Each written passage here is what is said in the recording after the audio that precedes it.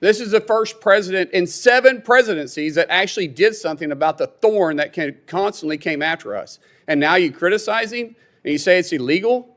It's not. This same authorization is the same authorization that Democrats and Republican presidents in the past have used. And thank God we had a president with a backbone to finally get rid of this murderous regime. Welcome back to Freedom Forge, where truth is forged in fire and facts matter. If you believe in strong leadership, national security, and holding our leaders accountable, go ahead and like this video and subscribe right now, because today we're breaking down a heated Senate hearing that is exposing a major divide in how America handles threats, power, and leadership on the global stage. This Senate hearing focused on U.S. foreign policy, presidential war powers, and the ongoing debate over how America should deal with hostile nations like Iran. Lawmakers clashed over whether recent military actions were justified, whether the president acted within constitutional authority, and whether critics are putting politics ahead of national security. At its core, this hearing is about one simple but critical question.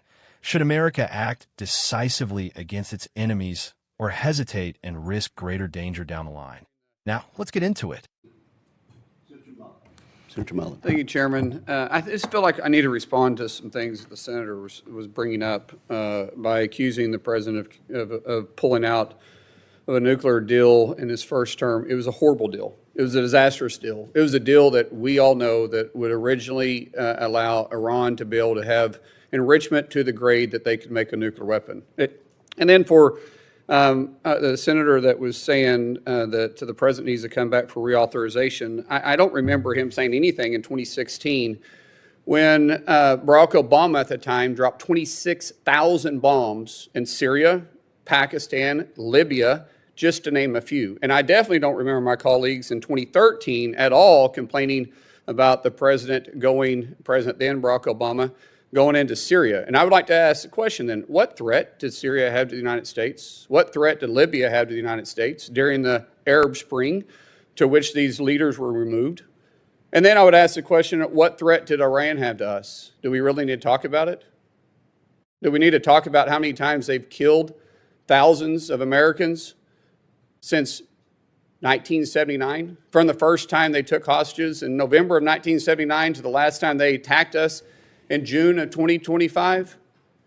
And anybody wants to doubt that they were a threat to us, an essential threat to us? Does anybody doubt on that side of the aisle, does anybody doubt that Iran, if or when they got a nuclear weapon, would deliver it to the United States if they have the capability of doing it?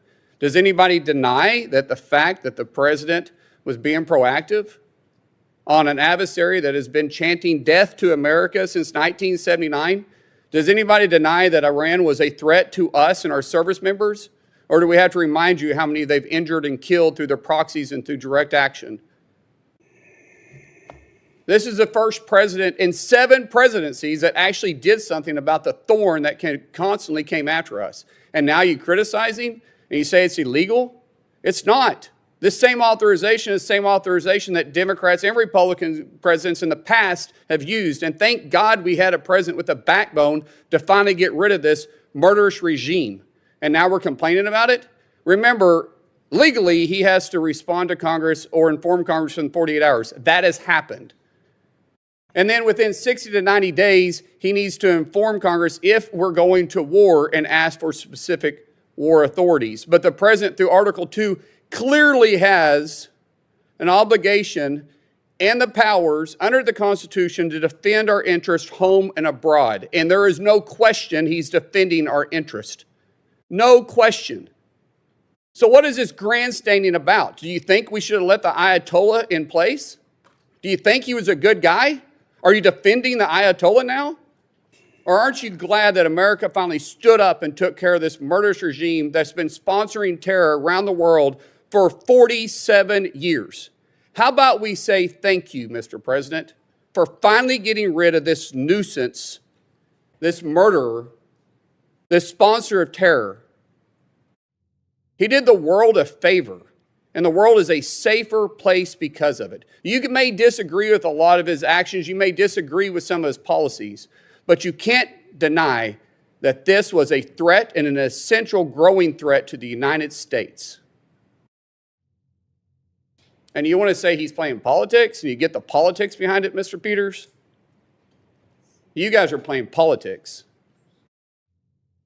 You guys are the ones that are grandstanding. The president's doing his job as commander-in-chief. And I think at one time or next, we should say thank you. Thank you for being a strong leader. But there's no way in God's green earth you guys can ever give the president, at least President Trump, any credit. Sorry. Thank you. Sir, I'm out. I still got 49 seconds. I got one question. Strategically speaking, Secretary Kobe, how is your department working with the Defense? How are you guys directly working with the Department of War on strategies specifically towards Russia with Canada? Or is there a strategy there? Well, thanks, Senator. We're working a lot with our Canadian partners. They're one of the countries that really does need to step up. Canada has an incredibly storied and proud military history. I always point out they were in all the years of World War I and World War II. I think they had the fourth largest Navy at the end of World War II. They had their own beach at D-Day. But frankly, the Canadian Armed Forces, and if you talk to them, they've really kind of dismantled, particularly since the end of the Cold War, even a bit before. So we're trying to get more Canada. We've actually engaged with them extensively. The Secretary and I met with Minister McGuinty a few months ago, and we've been in constant contact, or continuing contact with them, with a sense of where we think they need to go, not only to meet NATO targets, but also for homeland defense as part of NORAD, potential for Golden Dome, these other kinds of things. But we're really looking very carefully at Canada to make sure that they're stepping up in line with collective defense and what everybody in NATO is doing.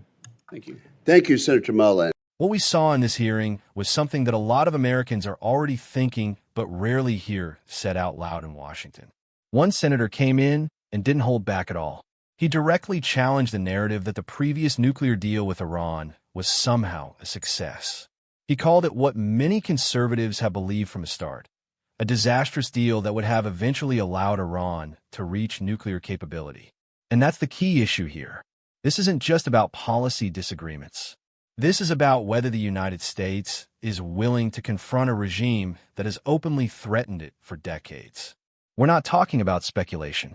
Iran has been chanting death to America since 1979, and the hearing made it clear that this is not ancient history. It's ongoing.